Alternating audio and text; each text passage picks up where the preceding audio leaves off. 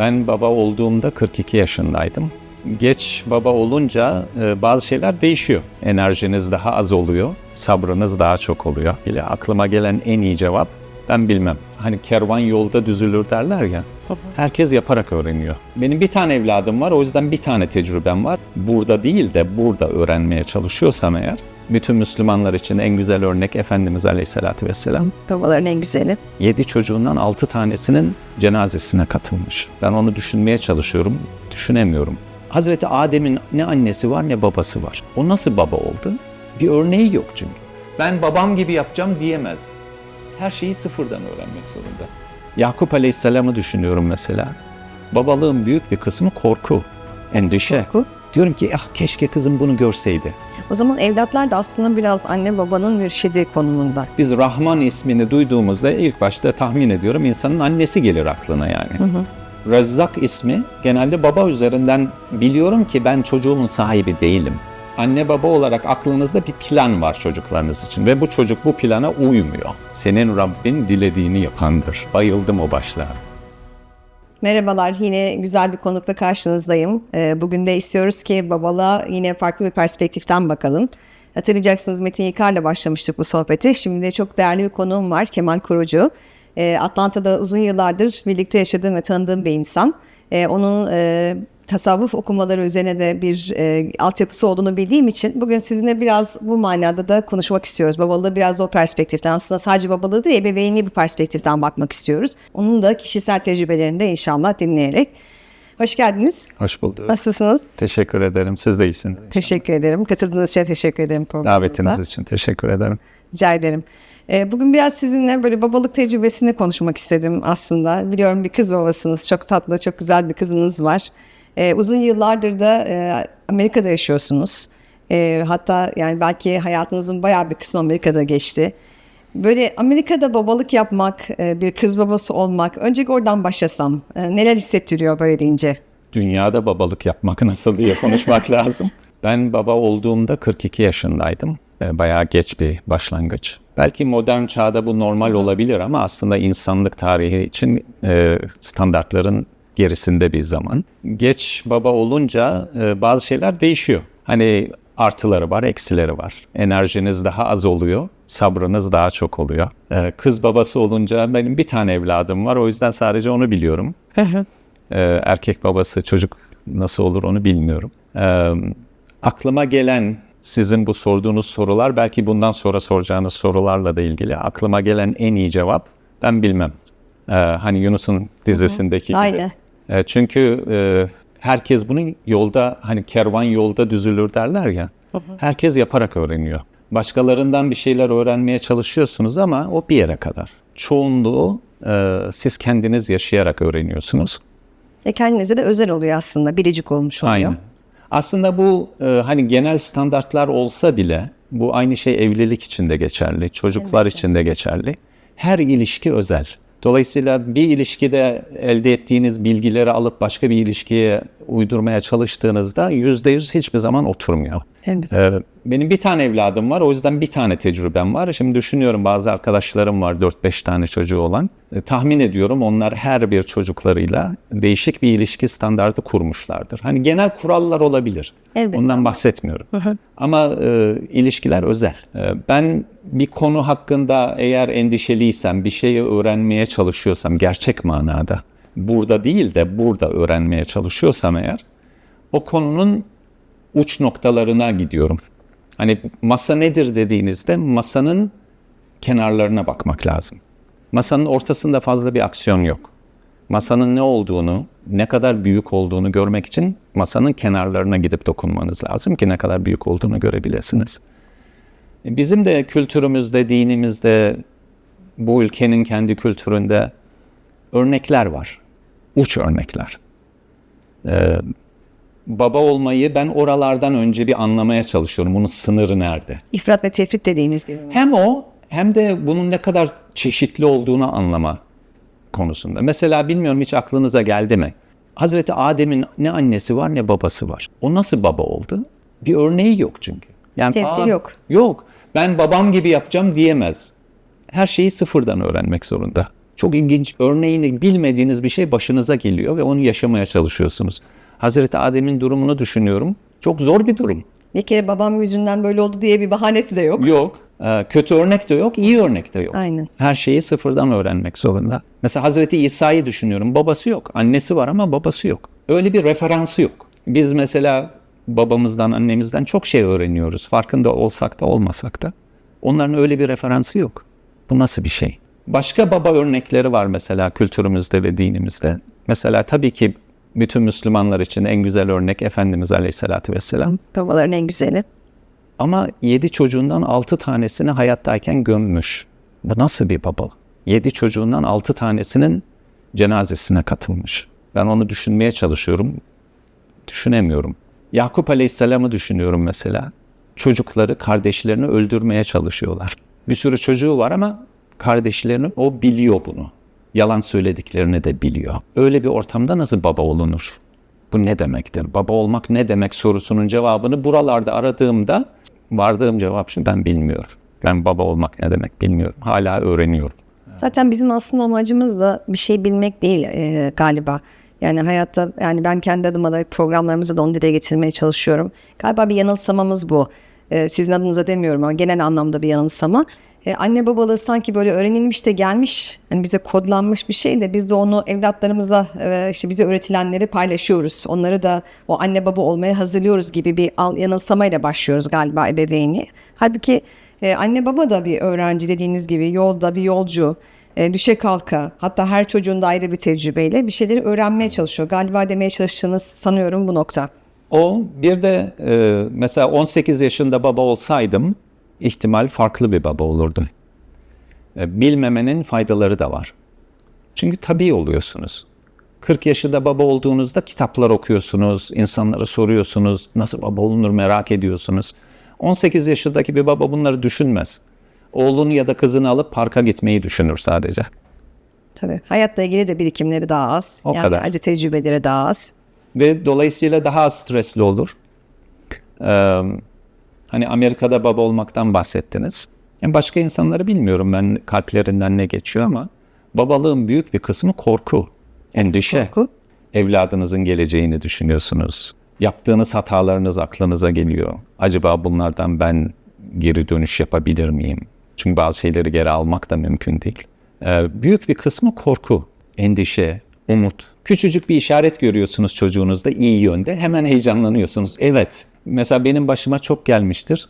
Bir film seyrediyorum ya da televizyonda bir sohbet dinliyorum. Bir şey seyrediyorum. Tam bir yere geliyor konuşmacı ya da film, hikaye neyse. Diyorum ki keşke kızım bunu görseydi. Çok güzel bir mesaj var burada ama orada değil.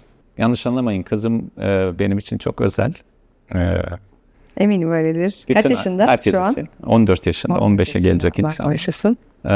Babalık kolay değil ama annelik de kolay değil. Ama bunların hayatın gayesiyle direkt bir alakası var. Eğer hani yanlış okumaktan bahsettiniz ya, anneliği babalığı yanlış okumak çok mümkün.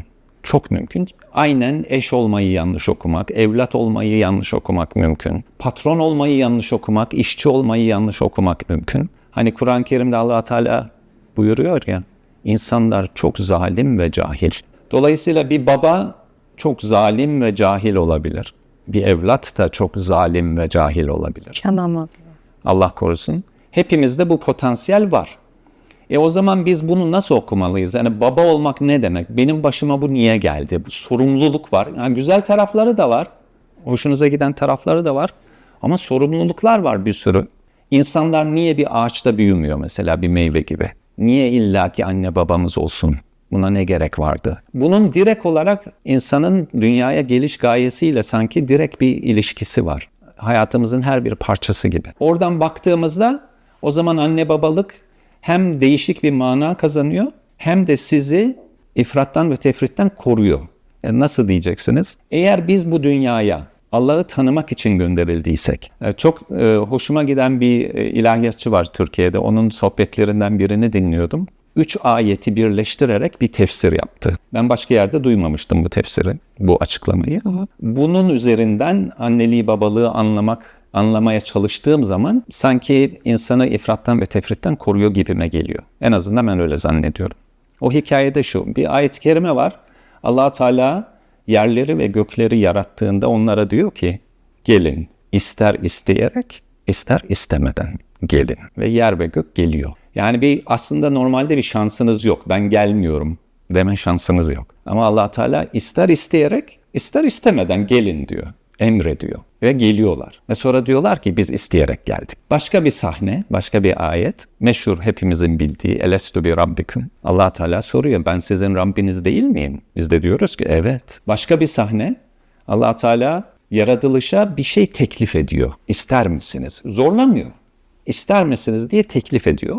Dağlar diyorlar ki aman aman istemeyiz. Bu çok ağır bir yük. Titriyorlar. İnsanlar diyorlar ki biz isteriz. O ilahiyatçının tefsirinde diyor ki orada teklif edilen şuydu. Sizi ben bir dünyaya göndereyim. Burada konuştuklarınızı unutacaksınız. Hatırlamak yok. Orada ben size peygamberler göndereceğim. Kitaplar göndereceğim. Mesajlar göndereceğim. Bakalım o zaman da bana isteye isteye benim emirlerime gelecek misiniz? Bunları hatırlamadığın halde hani demiştiniz ya isteyerek geldik biz diye.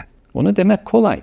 Şimdi gelin bakalım dünyaya. Orada da aynısını söyleyeceğim. Aynısını söyleyecek misiniz bakalım? Şimdi biz bu dünyaya geldik. Demek ki kabul etmişiz ki o teklifi. Buradayız. Ama hatırlamıyoruz o konuşmaları.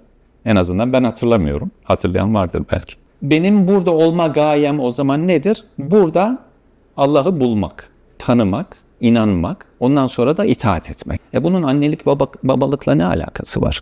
Şimdi bana gelen hatırlatmaların bir kısmı evladım üzerinden geliyor. Bazı hatırlatmalar babam üzerinden geldi. Burada bir zincir var. Benim mesela manevi olarak ilk öğretmenim babamdı. Ben Allah'ı sevmeyi önce babamdan öğrendim. Ne mutlu. Dolayısıyla annenin babanın burada bir vazifesi var. Ama çocuğun da bir vazifesi var. Mesela size sabrı öğretiyor. Acizliğinizi hissedip Allah'a sığınmayı öğretiyor. Dua etmeyi öğretiyor. Ağlamayı öğretiyor. Biz bunu evlatlarımızdan öğreniyoruz. Tevekkülü öğretiyor belki. Tevekkülü öğretiyor. Elinizden geleni yaptıktan sonra sonrasına karışamıyorsunuz. Tevekkül etmek durumunda kalıyorsunuz bununla karşısında. Yakup Aleyhisselam'ı düşünün. Kardeşler gelmişler. Yusuf'u kurt yedi diyorlar. Bilmiyor mu sanki ne olduğunu? Hem de kendi söylediği aslında. Kendi söylediği şey oluyor. Birkaç ayet önce kendi söylediği böyle dersiniz yani böyle olur diye endişe ettiği bir şey babasına söylemiş oluyorlar. Aynen. Onların gözünün içine baka baka dinliyor onları yani. Sonra diyor ki bundan sonra bana sabrı cemil lazım. O zaman evlatlar da aslında biraz anne babanın mürşidi konumunda. Yani başta belki bunu biz yaşlarımız küçükken bu mürşitlik anne babamızın bizzat kendisinde sizin dediğiniz gibi bizi terbiye etme konumunda ister istemez Allah'la aramızda bir köprü kurma. Çünkü evlat anne baba aracılığıyla aslında Allah'ı tanıyor. O nasılsa anne babayla ilişkisi nasılsa Allah'ı da öyle konumlandırıyor değil mi? Başta çünkü çocuk için öyle soyut kavramlar yok. Yani anne babayı biliyor bir tek güç olarak da sevgi kaynağı olarak da her anlamda. Dolayısıyla diyor ki eğer anne babam böyleyse yaratıcım da böyledir gibi bir hani benzetme yapmaya başlıyor. Sonrasında da galiba biz büyüdükten sonra sizden anladığımda yani bizim de programlarımızda vurguladığımız bir şey bu. Evladın da mürşid olmaya başlaması anne babaya ama hani böyle farklı bir minvalde bilerek değil böyle bir şey ders anlatır gibi değil ama belki aynalayarak belki ham yerlerini göstererek insanı kamil olma noktasında galiba evlada da bu noktada biraz ihtiyacımız var. Yani kemalat noktasında bizi birazcık daha tabii ki eğer biz ona o perspektifle bakıp ebeveynlik yapabilirsek sanki böyle bir ihtiyacımız söz konusu.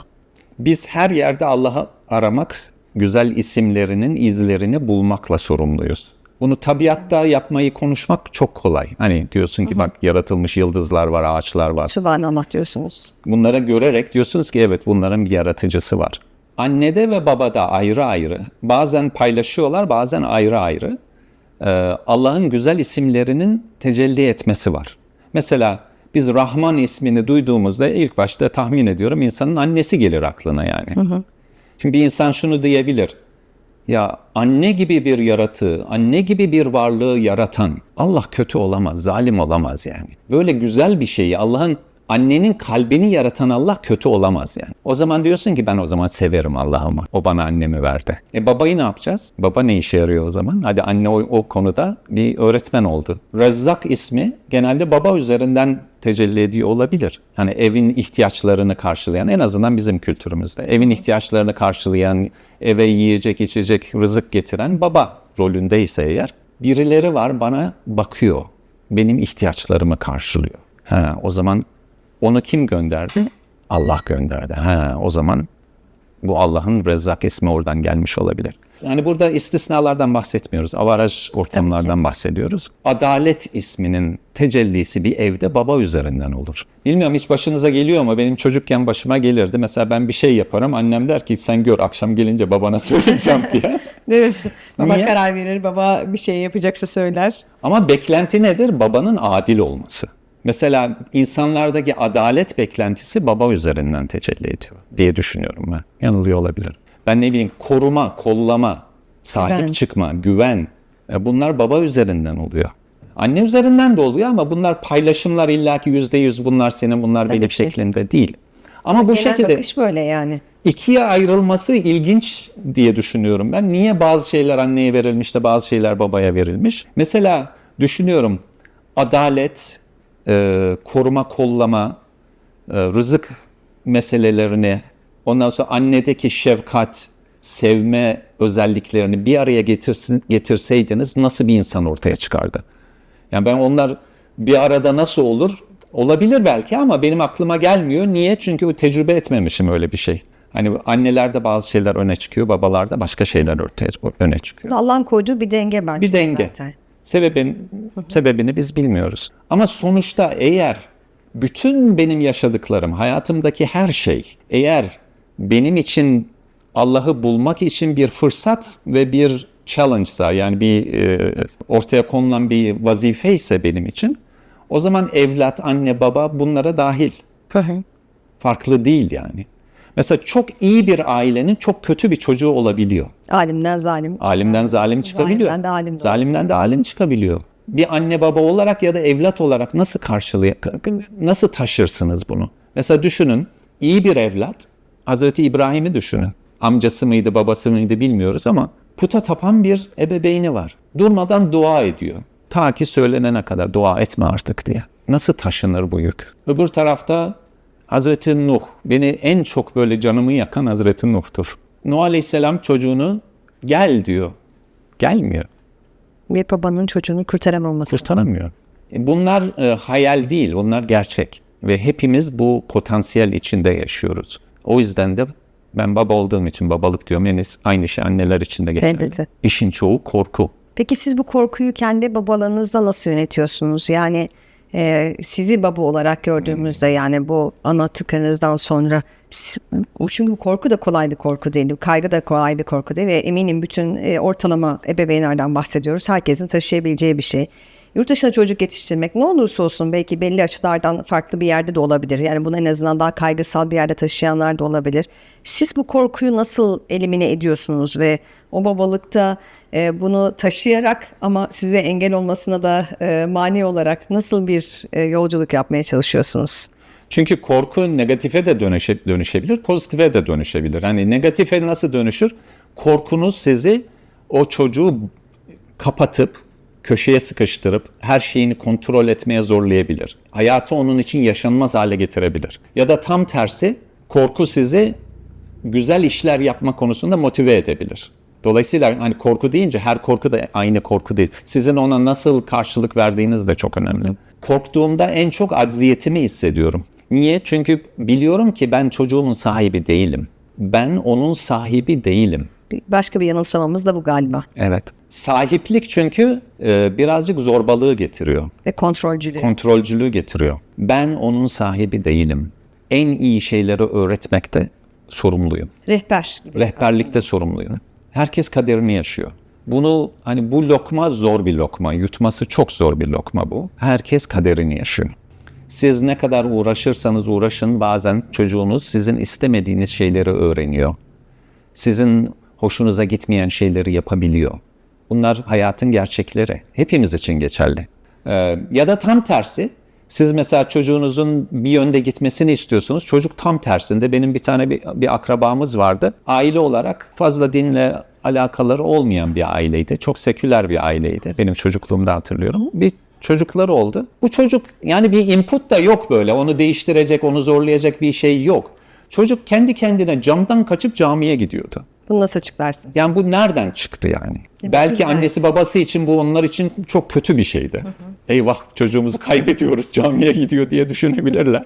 Yani dolayısıyla burada iyilik kötülükten bahsetmiyorum. Sizin anne baba olarak aklınızda bir plan var çocuklarınız için ve bu çocuk bu plana uymuyor. Çünkü o başka planla geldi aslında. Onun tabiatında bir farklılık var belki. Sizin görmediğiniz şeyleri görüyor, sizin korkmadığınız şeylerden korkuyor, sizin arzu etmediğiniz, ne bu ya diyeceğiniz şeyleri arzu ediyor. Ne yapacaksınız? Belki de acaba siz söyleyince aklıma şu geldi. Yani bizim planladığımız şey değil de ona asıl planlanarak gönderiliyor planı görmeye çalışmak belki de. Belki de Yani- tabiatının bir parçası. Aynen. Allah çünkü onun için bir şey planlıyor aslında ama İlla ki. tabii ki o çok görünür bir yerde değil. Biraz daha derin bakmak gerekiyor ve ne kadarını görebiliriz zaten tartışılır. Aynen. Ama en azından belki ona odaklanmaya çalışmak. Yani benim evladımla ilgili bir planım var. Bu da kötü bir plan değildir tabii ki, eminim ebeveynler iyi niyetle İlla. kuruyorlardır bunları. Ama belki de ona odaklanmaya çalışmak sanki. Tabii hani bir pınar düşünün, bir dağın tepesinde bir pınar var. Oradan pınarlar küçük olur değil mi? Böyle minnacık bir su oradan akmaya başlar. Aşağıya iner, sonra bir ovaya gelir, sonra bir vadiye gelir. O vadiyi doldurmaya başlar. Siz dersiniz ki eyvah su geliyor, aşağıda şehir var, basacak, önüne bir set çekelim, baraj kurarsınız. Ama baraj bazen o suyu durduramaz çünkü çok geç kalmışsınız. Barajı kurduğunuzda zaten su birikmiş ve çok güçlü bir su. Yani suyun gücü çok fazla. Ne yapacaksınız? İşi tepeden halletmeniz lazım. Pınarın çıktığı yere gidip oradan yapacağınızı yapmanız lazım. Bu şu demek değil. Hani klasik herkes söylüyor bunu. İşte çocuklarınızı gençken eğitin. Ağaç yaşken eğilir. Bunları söylemek kolay. O zaman yapmadıysanız ne olacak şimdi? İş işten geçti. İş işten geçti mi diyeceksiniz? Hayır. Hala Pınar'ın başına gitme fırsatınız var. Şu gerçeği kabul etmenizden geçiyor. La havle ve la kuvvete illa billah. Hiçbir güç ve kuvvet yok ki Allah'a ait olmasın yani. Bir videonun başlığı geldi aklıma. Çok hoşuma gitmişti. Senin Rabbin dilediğini yapandır. Bayıldım o başlığa. Senin Rabbin dilediğini yapandır. Dolayısıyla işi oradan halletmek lazım. Ama bizim dilediklerimizi değil, kendi dilediklerimizi. Kendi dilediğini yapar. Galiba karıştırdığımız yer orası. Yani diller diyoruz ya, kendi dilediklerimiz. Şöyle olsun, böyle olsun, şuraya girsin evladım, işte şunu yapsın. Sipariş verir gibi. Sipariş verir gibi. Tabii ki hani kulum benden istesin diyor Rabbim. Hani ben ona vereyim diyor ama malum biliyoruz aynısıyla vermek durumunda değil. Yani farklı şekillerde verebilir illaki. Ama onu belki de bilmek lazım. Çok teşekkür ediyorum. Çok kıymetli bir sohbetti. Tadı damağımda kaldı. Umarım devam ederiz bu sohbete. İnşallah. İnşallah görüşmek üzere diyelim. Çok teşekkürler, sevgiler, görüşmek üzere.